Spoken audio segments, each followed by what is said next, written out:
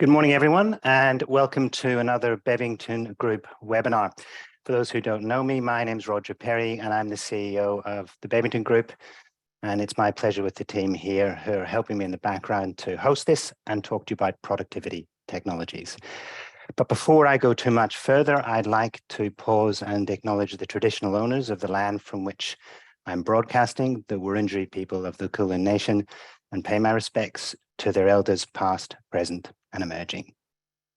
Now for today, will be 45 minutes max. We will not finish later than 9 o'clock. We know people are busy, so this is going to be a very efficient view of productivity technologies. We won't be able to go into depth on everything. In fact, this is very much of what you need to know, but we will be talking about practical lessons as you apply them, as we have discovered in our work in operating model design, restructuring, and process reengineering.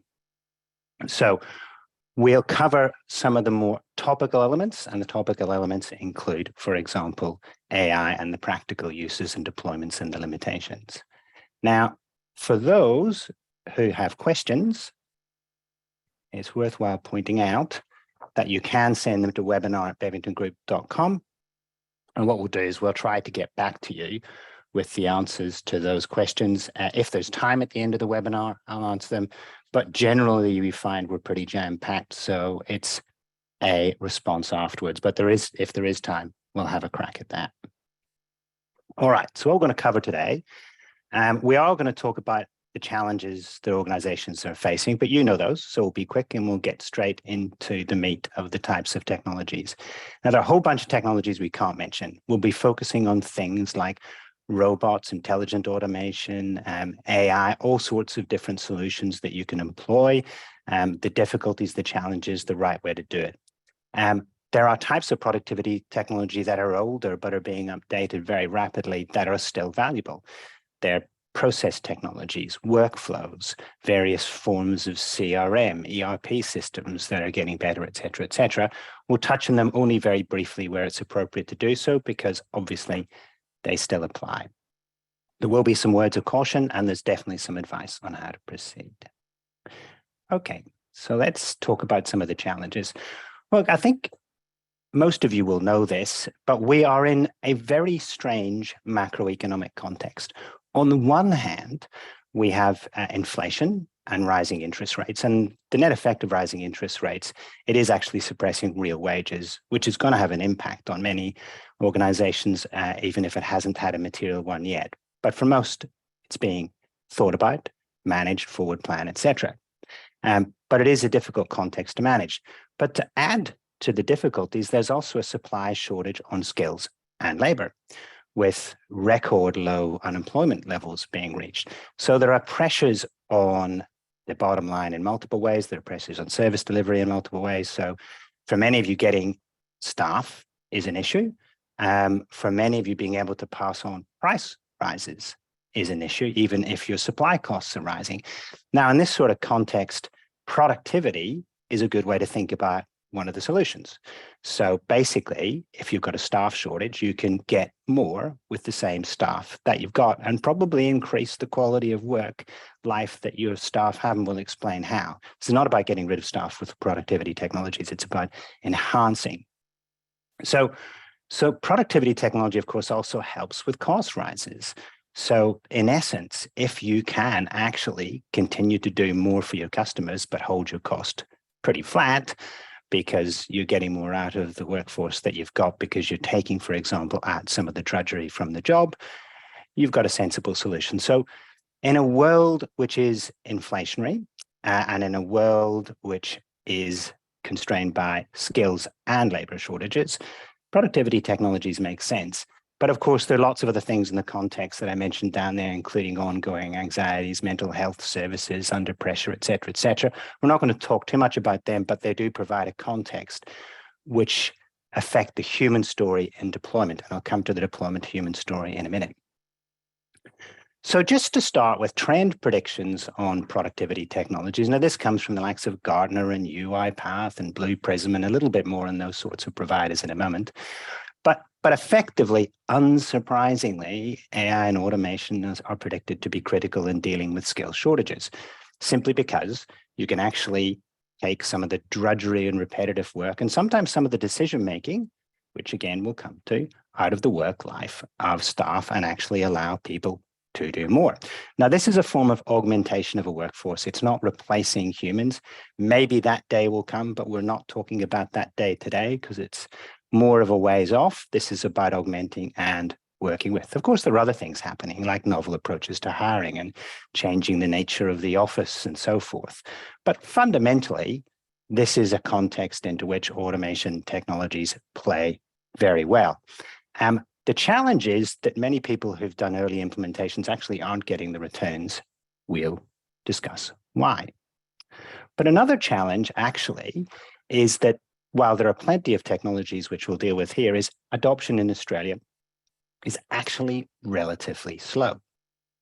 So adoption of what? Well, we've talked about robotic process automation before. It's now not really a brand new technology. It certainly isn't a new technology, but it's not broadly and successfully deployed, even though it's actually very helpful.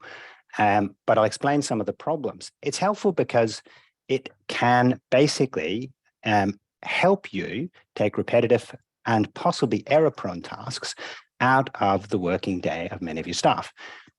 Simple example, if you're basically transcribing from a form or a digital form to a system or moving data from one system to another, if the data needs to be accurate, you might find that your humans doing repetitive and dull tasks, your people just make the odd mistake and actually don't consider it value-adding or life-enhancing work. A great thing to replace with robotic process automation. So all sorts of repetitive and predictable tasks can be replaced, yet it's not actually broadly deployed. And certainly some people are getting value out of it, and we've seen plenty, but they're still in the minority. And the way it's deployed sometimes sub-optimizes. And the main issue there is it's pretty broadly recognized now that doing RPA without doing process work around it will limit your return on that particular deployment. And I don't think in any of the techs, and certainly not in our experience or in any other process engineering experience, that's particularly up for debate. But yet a lot of folks have started with just automating things in isolation. So they're going to get limited benefit. And there aren't a huge amount of people around with the experience and the skills yet to help you do it. So very useful, but not all over our landscape, to say the least. I say it's very useful because it can be in all sorts of industries and all sorts of applications. Think of anything that's a repetitive task. So if you're continually asking the same questions or doing the same checks in fraud detection, which is often the case, you can apply RPA. If checking compliance, so you're checking against a rule, something that must be true to be valid, RPA. So there's lots and lots and lots that can be done with RPA. So, but again, the lessons really are around doing it with process, because RPA sits, a robot sits in a broad array of processes. That appears to be the secret.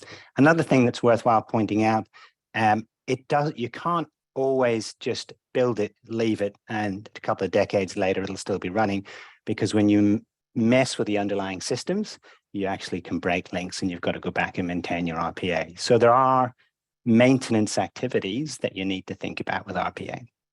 Okay, so there's a place to start. We'll start there. That's like the gentle warm up, because that's been around for a while. Let's go into some new technology. So I've mentioned, well, you would generally deploy RPA doing some process work. Well, even process work's changing. Now, there are many, many process tools out there. We use something called XCP3 a lot, which allows us to get detail at speed. But the process tools actually now can be used with things like process mining and task mining. What they are is basically looking at information, if you're process mining on logs, as to what actually happens in a process, as opposed to what's supposed to happen. Because as we know with processes, what's thought to happen in the standard case often isn't what happens, because real life intervenes. So this allows you to capture what's really going on in a log. Now that's links direct to RPA, because actually knowing what goes on in the detail allows you to figure out where good ways to deploy, or where profitable approaches and where profitable places to deploy RPA will work. So it's quite a sensible place to go next. Task mining is not so much looking at the logs of, say, a Salesforce or an SAP like process mining would be, but it's more at the desktop level. What are you actually doing in your desktop? Where are you going? What applications are you clicking to? How are you behaving on your desktop? But it's the same basic idea. It tells you by tracking what's going on a computer, what you are doing, what order you're doing, and what goes wrong. And it's fantastic in that you can think about how you're going to process your way out of the situation, change your processes, and or deploy RPA. So very useful to use in tandem. So these are new and emerging, but a lot of the process providers are now providing something like it. We've got local competitors. So you'll hear all sorts of names from IBM to Apromore to UiPath to Solaris.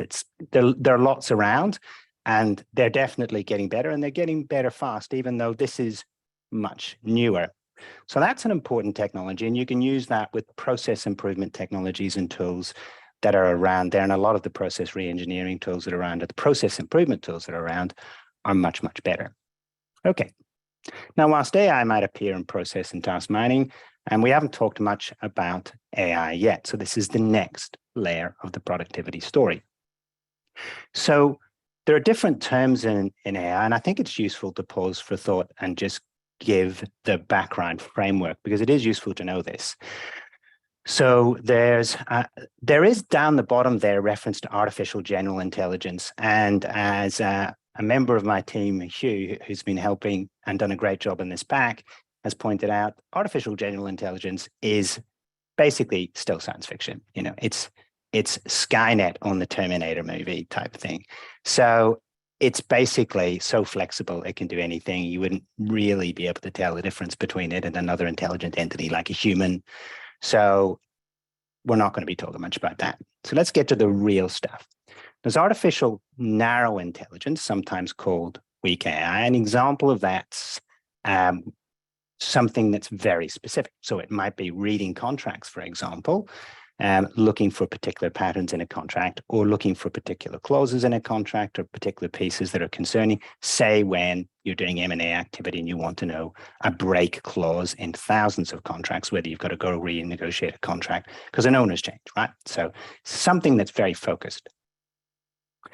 Machine learning actually might be used with artificial narrow intelligence. So it literally is where you teach a machine to, for example, see patterns or make a decision based on a set of patterns. And this means that the way I very simply like to think about it, there's a huge number of equations inside, and the equations change and improve as you give the machine more data and give the machine guidance, i.e., dear machine, this is the right answer or the wrong answer. And an example we'll talk about later is rostering.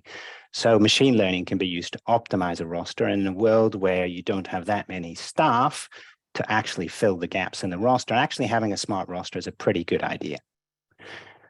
Now, natural language processing, this gets into ChatGPT land, which of course has been enormously big in the news, and ChatGPT's an NLP style of application, and the technologies underneath it we'll talk about shortly about how you can actually use them in the workplace. But it's been around for a while. So text predicting, when you type in a text and it predicts a word, sometimes actually extremely annoyingly, or text predicting in other applications are forms of NLP. It's actually trying to figure out what's going to happen next in the pattern. And as you know, it doesn't really always work. So these are some basic terms that are really handy. And of course, you can get AI in all sorts of things. Speech recognition, an Alexa or a Siri. In language processing, a little bit like ChatGPT or your text predictor. Computer vision, this is very big. And computer vision is very big. And there are lots of applications. In a previous webinar, I talked about the possibility of actually capturing images in electricity networks so you can help guide your proactive maintenance. So a drone runs across the wires and poles, takes millions of pictures, and artificial intelligence actually looks at the pictures and looks for problems.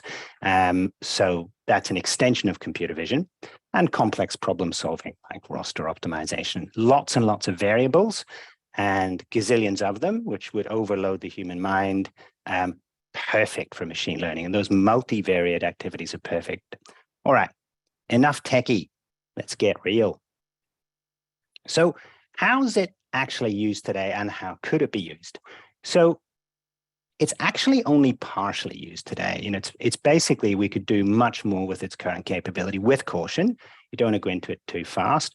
But you can read plenty online about, for example, the use of artificial intelligence in, for example, diagnostic imaging. So seeing whether an image actually is, for example, potentially a cancer or not. You can use chatbots, so you can actually answer healthcare questions potentially. The underlying technology, for example, with ChatGPT, the underlying engine can be used to answer questions.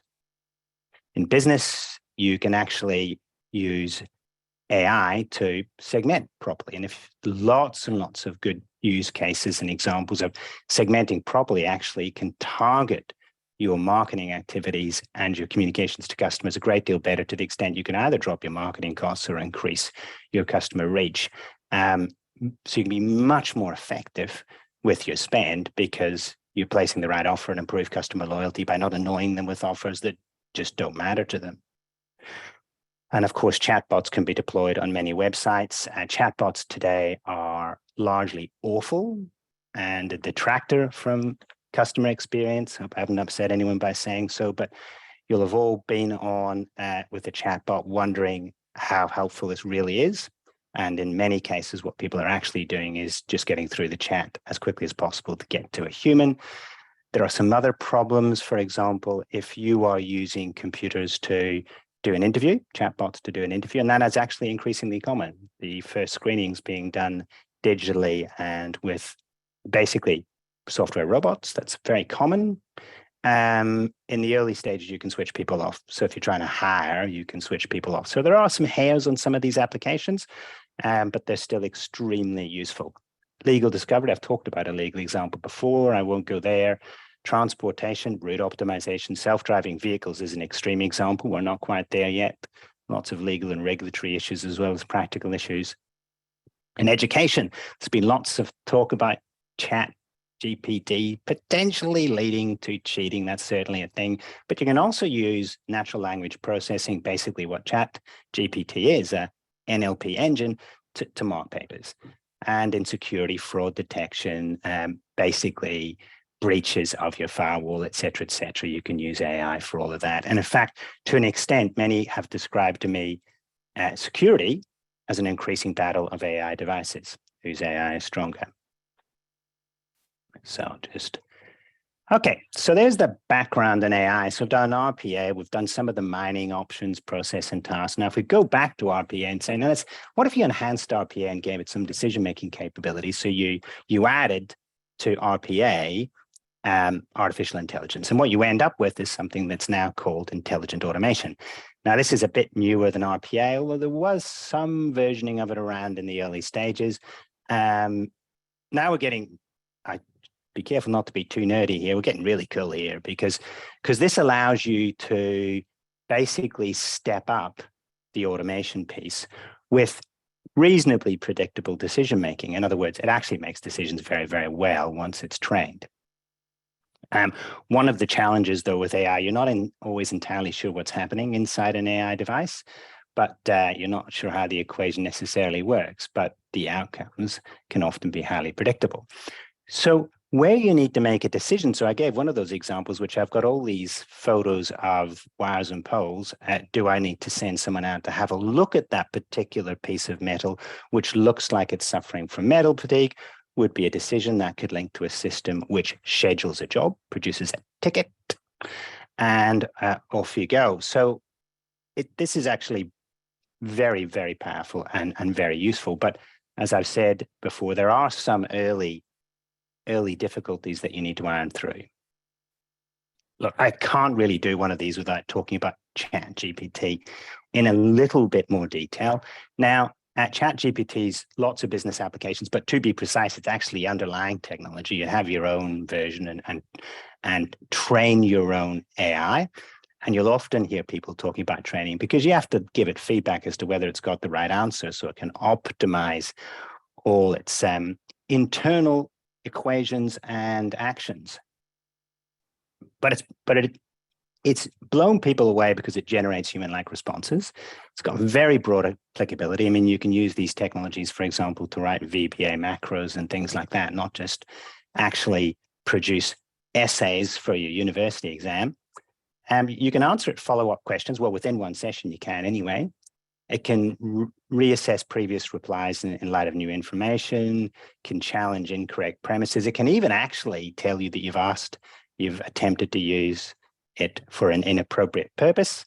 So it can actually reject inappropriate requests. You can even ask it how to use natural language technologies on the right-hand side. That's actually the answer from ChatGPT when we asked the question of it. So customer service, you can use it for quick and accurate responses on customer service, much, much better potentially than, or the underlying technology can do a much, much better job than existing technologies. Content generation, you can generate an essay, you can generate a paper, you can generate a framework. It's not always the final answer, but it gives you a darn good start. You can build chatbots for your websites, of course. You can segment and do sentiment analysis. You can classify text. So much. It's very, very broadly applicable technologies. And we'll come to the fact that there's so much you can do with this stuff. You've actually got to be very careful to target what you're doing, because the challenge is you can end up basically going down a gazillion rabbit holes. So we're going to tell you how not to do that in a few minutes' time. Choosing how to apply them is very important as well. One approach, for example, for using the underlying technologies is basically ideation. You get a device, an AI, like ChatGPT to give you first answer, and then you roll from there. So writing Python code or VBA macros. So actually doing knowledge worker work, you can actually enhance the knowledge worker work by giving your first version, and then the knowledge worker gets cracking on it, and you've actually just saved yourself a huge amount of time. So you can actually turbocharge change with some of this stuff to the extent that it has to be technology. And now I'm going to come to that in a few minutes' time, the fact that sometimes it's not the end change, but you can turbocharge the change you're planning in a number of different ways by using these technologies. So very cool. So this is an example of it. So we all know now how important data is, and for delivering great service, for competition, and of course you've got to protect it. So there's a security issue around this, but often the data is dirty, it's inaccurate, or there are missing pieces, or one piece of data which should connect to another piece of data doesn't, so you can't get an entire customer profile, et cetera, et cetera, et cetera. And we'll go too far into this because this isn't data webinar. So you've got a lot of work to do to clean it up. And gee, if you've got millions of records, and many of you will have millions and millions of records, this is a big gig. So you need software to help. And these AI and RPA devices can be used to actually help you enable change, which the data will help you do by cleaning up the data. And then when you get to clean data, you can run different AI over it to understand the patterns and implications and segment and so forth. But it'll help you grab the data, scrub the data, show you where holes are, match structured and unstructured data, and then do models. So without going too much into this, because there's just not the time to do it today, it's an enormous subject. Basically, the technologies are available to help you work with data, which will in itself turbocharge your options as what you can do, particularly with your customer set in times like these. So this is powerful stuff, because often that's what gets in the way. So if cleaning data is an example of, dirty data is an example of stuff that gets in the way for you being really, really effective with the assets you've got, which include the data that you keep. That takes us to the idea that actually AI and RPA cannot just give you solutions like a chatbot on a screen, or a better optimized route, or a rating of contracts, or a diagnostic imaging. You can do all of that, but it can also just help you get change done faster, which basically gives you all sorts of abilities to get your change to market faster, or provide a better service to citizens faster. So it can improve, it can remove some of the barriers. So it, for example, can help you clean your data, but can also help you test new systems. So you can have testing algorithms. It can actually take out some of the humdrum tasks out of a day job, so that you can actually free some of your people up to do user testing. because you've freed up that time. So a way to think about this is kind of end use, working with customers and helping them. And there's another way to think about it, which is working with people to just make better decisions. And another way to think about it, well, actually, how can I use this for all my change to just get all my change done an awful lot faster and an awful lot better? So there are many ways to conceptually think about this. And again, how do you structure all this in your head? I'll come to that in a few minutes' time. So I've mentioned rostering just because rostering is just a ripper example of machine learning. Now, machine learning is one of the most common ways to approach AI. There are other ways, the most commonly mentioned one being neural networks. But the thing about rostering is it's particularly relevant where you've got staff shortages. So if you're in healthcare or home care, getting enough people to do the job's tricky. If you're in childcare, getting enough people to do the jobs is very tricky. And everyone's got a much, much tougher management job on the front line in these places, being able to fill the slots in the roster and meet demand. So basically being smart with the roster is really, really useful. And this is a multivariate piece of analysis. And for those who used to love their stats, think of a giant regression analysis, except way, way bigger. So this is solving a multivariable problem to give you an optimized solution. Again, you can train the robot to do this. Now, here's the gotcha.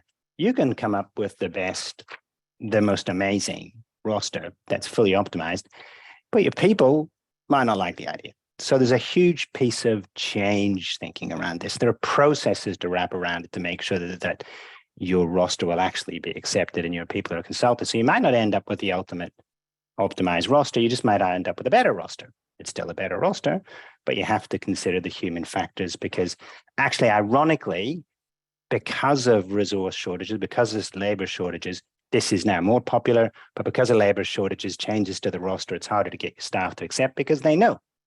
And they're quite right. They could just go to another job tomorrow. So it's a great example.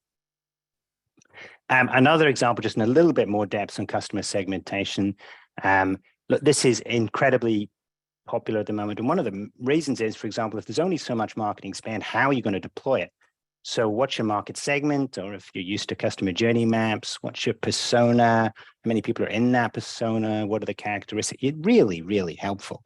And if you can target better, you can save money or get more revenue from the spend that you've got. Or if you're a government agency, you get the message out to the right people at the right time, potentially to reduce risk. So this is exceptionally important.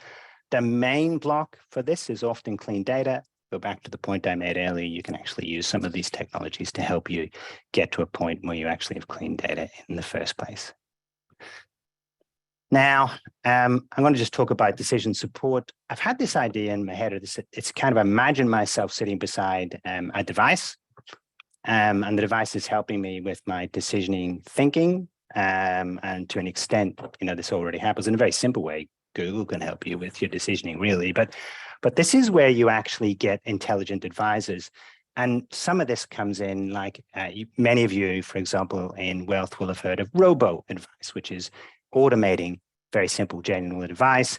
It has, as you can imagine, regulatory and legal challenges that you have to overcome. But think of this as the emergence of artificial intelligence to give you advice, to literally sit with you and help you make decisions. And it can be anything from pointing out interesting patterns to you, to helping you think about implications, all of that sort of thing. And this is emergent right now.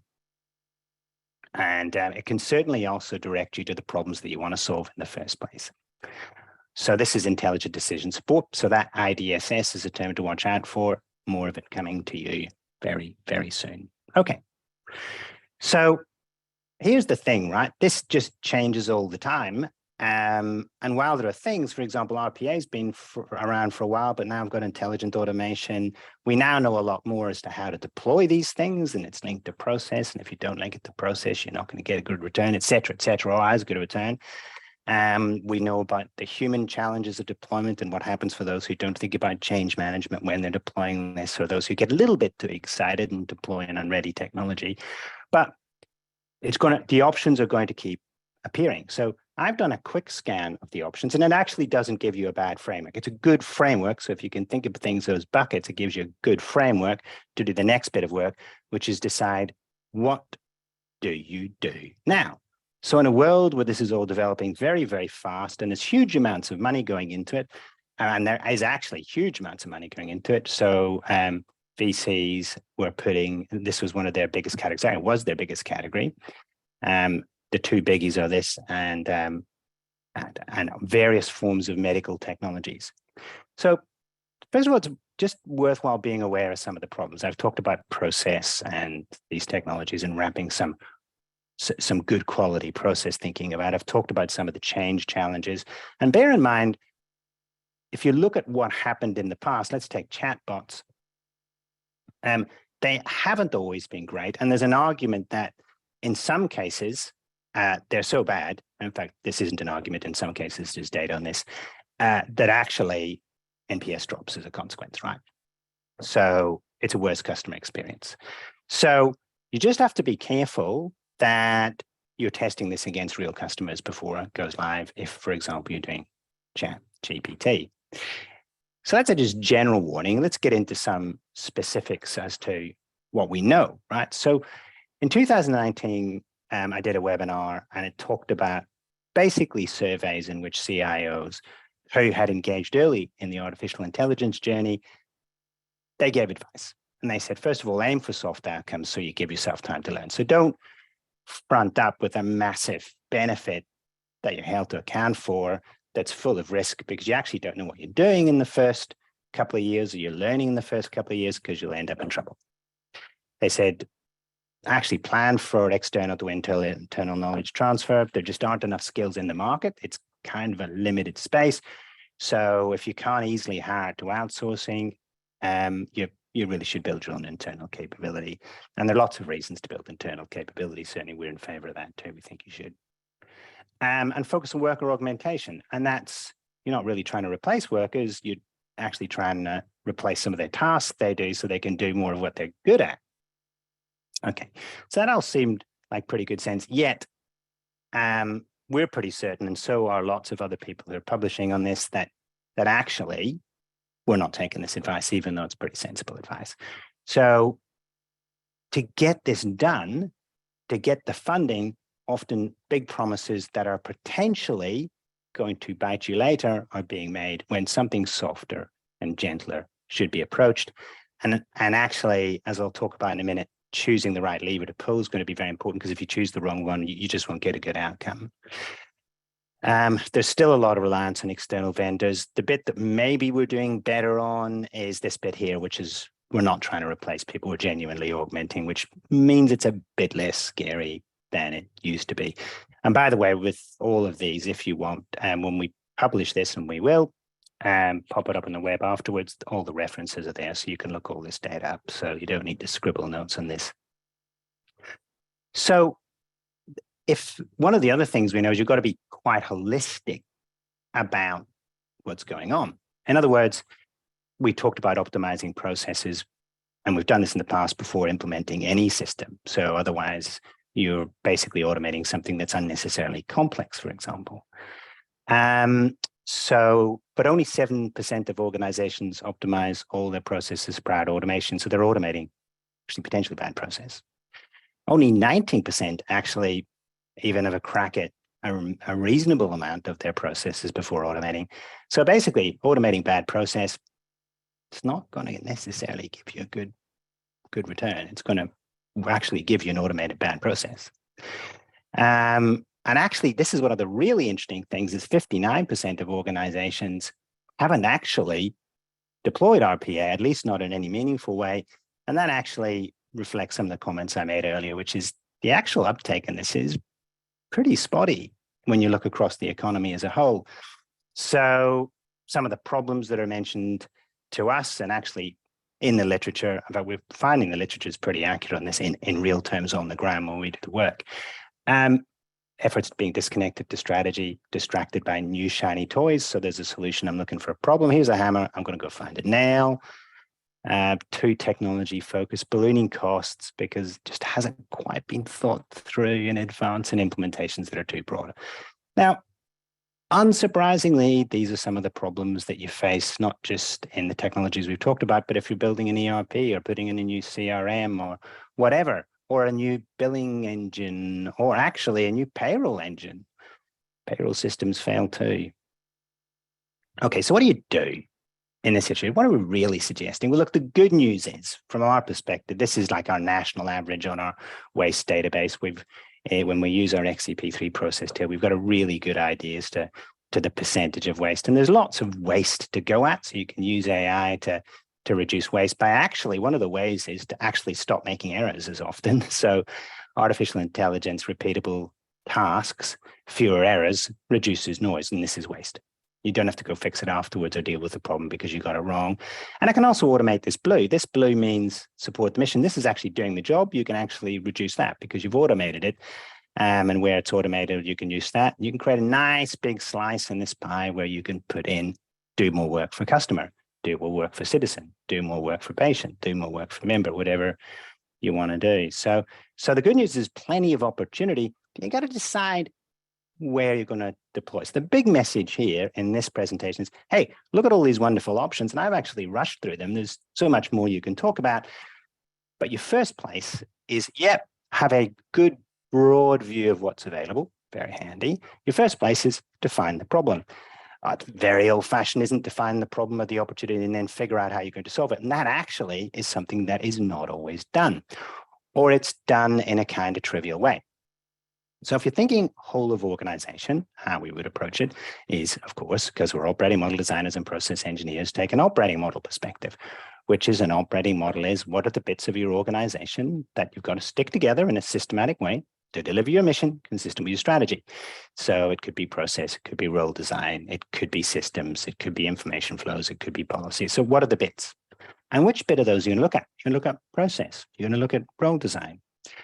And to help you decide that, you've got to go one step back again, and that is to look at a value driver tree to decide which parts of the value drivers you're going to look at. So I'm going to scoot through here for a minute. I'm going to show you this. This is an example of a value driver tree, and many of you will have seen this.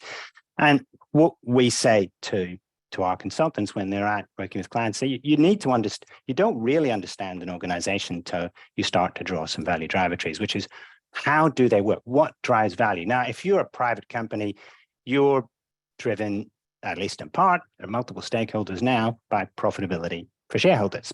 So you split that profit into revenue and cost. You take revenue, split it down into, well, revenue is driven by volume, rates. So think about price, the service levels, the additional charges, the other income. And if we simplify it and just say volume, right? So, or volume by price, and volume might be, well, which customers do you keep? And if you lose a lot, then it's hard to replace and you might not be growing your revenue. How many customers can you on-sell to? So basically, hey, you want one product from us, why don't you have 3? Why don't we have 5 products from us? Because that's a good idea for whatever reason. And new customers, and then you break down customer retention. Well, why do customers stay? Is it price? Is it service performance? You break down service performance, you understand what's affecting service performance. So for example, if I decided that if I break down this value driver tree, that by changing service performance, I can actually improve customer retention. And that's actually the cheapest way to keep or grow volume. And that's the cheapest way to grow revenue. Then I'm going to go on service performance. Then I'm going to say, right, where's my service weaker? And I'm going to break it down from there. And then I'm going to go, how can the technologies that I've talked about help me with that? And if the answer is yes, they can, you're good to go. And if not, well, that's not where you're going with that particular problem. So this is about a structured thinking about your problem before you apply the tech. I know, old school, right? Thinking's good. Thinking works. It still does. So this type of thinking works. So once you know, for example, what part of your value driver tree you want to play, and then you can say, well, hang on. One of the interesting things about deploying technology, and here we are, technology and automation, is it affects lots of other things. So we've talked about how process and RPA, or intelligent automation, need to work hand in hand. But this is interesting. Can this affect the way my customers receive service? Do I need to change my policies as a consequence of this? For example, authorities to make a decision. So you think that through so it doesn't trip you up. Do my staff need to work in different ways? Have I just actually affected my risk profile? Have I affected my role design? So this gives you a framework when you're actually planning your project to go, you know what, just having this tech and deploying it, that's not the end of the story. I've got all these other bits that might change, because the idea of an operating model is that things are very much connected. So let's go back to here and say, well, okay, so what were we saying the big lesson is? Well, the big lesson is there's lots of stuff available. And by the time we have an overnight sleep and have a weekend, there'll be more stuff available on Monday. We stopped measuring the number of AI companies being registered in the world at about 3,400. They're actually websites that track it, interestingly enough. Now, but clearly defining the problem or the opportunity, you can't really do that well unless you understand how value is driven and which lever you want to pull. To do that, you should look at the value driver tree. Then you should look at what's likely to change in and around the operating model as a consequence. Then that'll give you a plan that allows you to implement. Because there are, for example, people who've automated rosters and produced perfect rosters that they'll never be able to use, and perhaps set themselves so far back in terms of their staff's acceptance that they've lost a couple of years. So getting these things right is important. And then you can decide on the way forward. Now, it's a whole other subject, but how you decide as an organization is extremely important. But basically, you're going to have more options than you can choose from. So let's go back to the advice that we had earlier from the CIOs. You don't choose the hardest option just because it's got the biggest benefit. If you're really early, you choose something that you think is doable after asking people who know, but that gives you a return. You don't plan an early implementation, and you warn those who need to know that actually this might take a while. So your decision on what you do is you certainly don't start with the most difficult, even if it's got the biggest number. So it is a risk versus benefit trade-off. Choose, and then choose and deploy technologies in a coherent fashion. Now, many of you in practice actually will have chosen a global standard. For example, you might have chosen for automation, a UiPath or a Blue Prism or a Microsoft solution or whatever. That's all fine. That's absolutely fine. And actually doing that more broadly is also a good idea. It's an entirely other webinar as to how you actually go about doing that. But that's also a good idea. But it's still not the only way to solve the problem. You have to think, actually, for that customer solution, am I deploying RPA? Do I have an RPA preferred solution? Is it fit for purpose? Okay, go that way. Actually, is RPA only a beginning? Should I be thinking about IA? Do we have an IA corporate solution? Do I deploy something here? Is this a test case? Et cetera, et cetera. Actually, this is a specific artificial intelligence challenge. So corporate solution doesn't actually apply. It's so specific. It's not generalizable. I'm going to use a particular machine learning approach to this. Do we have it? What's available in the market? And off we go. Then you deploy technologies. So that takes us, and that's the key. That's the key lesson here. And we are pretty much coming to an end. I've got a couple of questions that I will try to answer just before we close.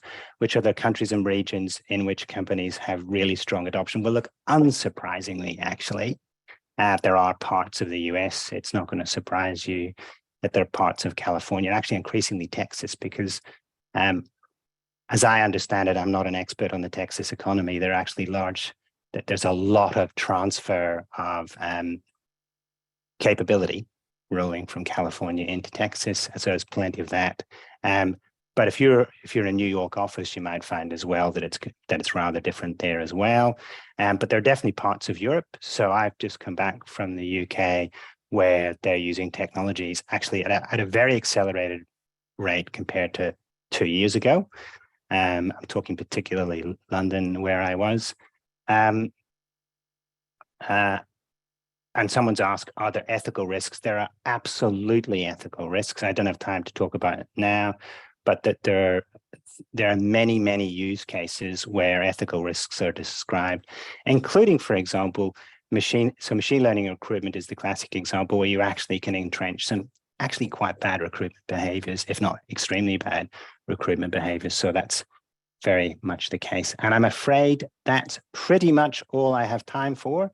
So I'm going to go to the end here and I'm going to say thank you. But what we're going to do with this presentation is we pop this video and the presentation on to our website. I believe you actually have to register to receive the presentation, but if you're here, you've registered. So that's the good news. And if you want to listen to this or have a look at the slides at your own pace and in your own time and look at the detail, because some of the detail on the slides I haven't addressed just for time, you can do so. And if you've any burning questions, it's webinar@bevingtongroup.com. We'll be back in a couple of months with another webinar that is likely to be, not confirmed, a panel, which we often intersperse with these information sessions. That'll partly depend on what's actually happening in the economy and what we think we need to talk about to keep it current and relevant. So thank you very much. Have a wonderful Friday and a fabulous weekend. And I'll look forward to catching you all again soon.